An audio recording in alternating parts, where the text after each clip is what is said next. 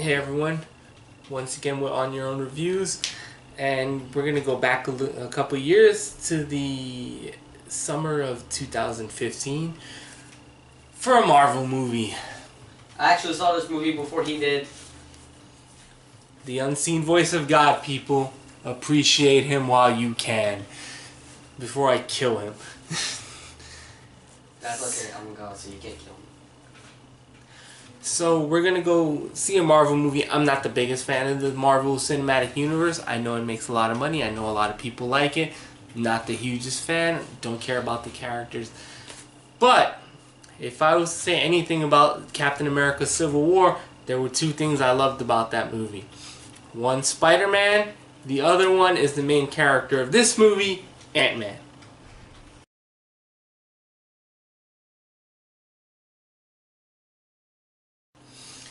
Ant-Man is the movie of Steve... Scott. Oh, Scott. Scott Lang. Scott Lang. It's the story of Scott Lang. I'm going to have to edit that. It's the story of Scott Lang, played by Paul Rudd, who is playing the main character, Ant-Man. He's getting out of prison. He's supposedly some type of super smart scientist. And for some reason, Michael Douglas's character seems to recruit him for reasons. Paul Rudd's character is a friend. He has a Spanish friend who's played by Michael Pena, who they're friends because apparently they were in prison together. And they go to do a job. The whole thing about Scott, about Scott's character is he's been put in jail. He misses his daughter. His daughter is now has a stepfather who happens to be a cop, and things just happen in this movie.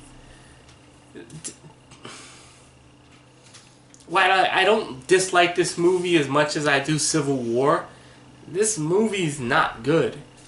This is if anyone knows about the story, let's give a little bit of back history.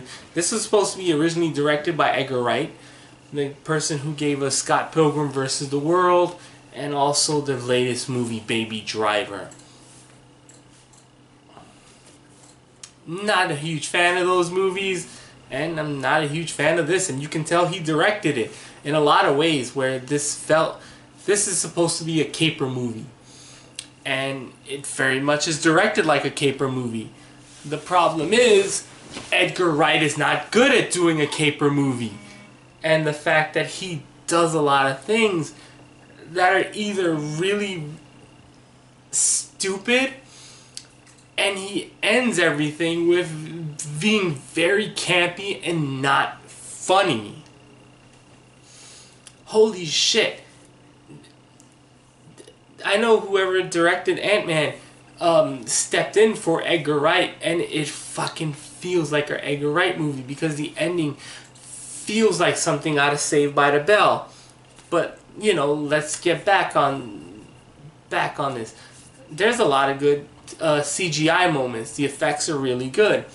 I still have the same problem that I had the problem with the fight scenes from Civil War, or at least other than the main fight scene where there was too much quick cuts. Can't anything just sink in without you having 75 cuts to have someone hit someone in the face?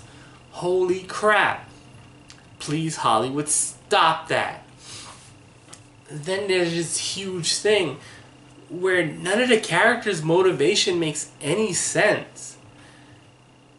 The Michael Douglas's daughter character, Hope, it holds a grudge against him and booted him out of his old company. But the whole time she's still helping him. Why? This just hurts my head. Paul Rudd's character is chosen to be the new Ant-Man because who the hell knows? This movie doesn't bother to explain it. And then on top of it, the whole thing about the Ant-Man really doesn't make any sense. Because they show us this liquid that's supposed to turn you small, but then they say the suit's important, but then the helmet has to be on for him to turn small, and it's like, what?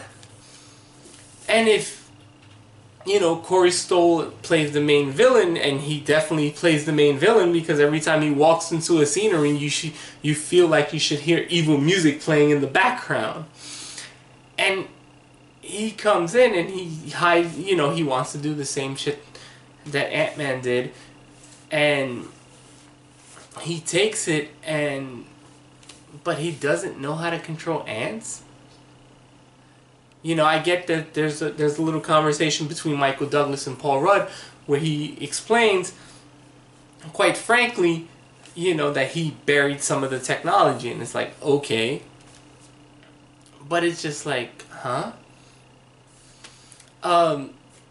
You have Michael Pena's character, who's supposed to be the comedy relief, and also supposed to get Paul Rudd's character back into the evil life, and it was just like, you're never funny.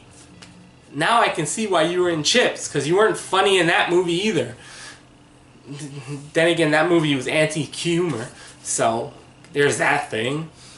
I will say this, I did like a lot of the fight scenes, especially near the end with Yellow Jacket and the Ant-Man. It was pretty creative, I'll give them that point. This is a very insanely stupid movie. Like, I never feel anyone's backstory is either held up or makes any sense. Michael Douglas's character lost his company but is still allowed into the company whenever the hell he wants to? Why? The CGI of him at the beginning looking younger wasn't Rogue One bad, but it was kind of funny in a not good way. Paul Rudd does a good job, especially when he has to be an asshole, because that's kind of who he was in Civil War. I'm not gonna lie, I don't like these Marvel movies, and movies like this are exactly why I don't like them.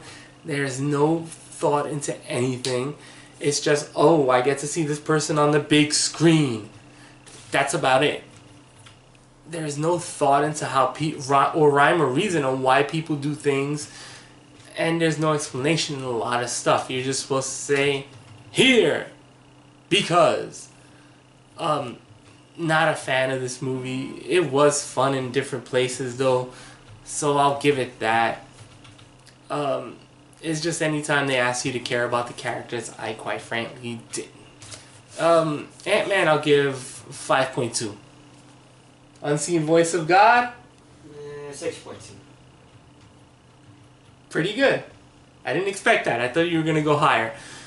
Nah. So that makes our... It's not as bad as I remember it. That makes our combined total of 5.6. I believe this is at 70% on Rotten Tomatoes. Not my cup of tea. Until next time, later.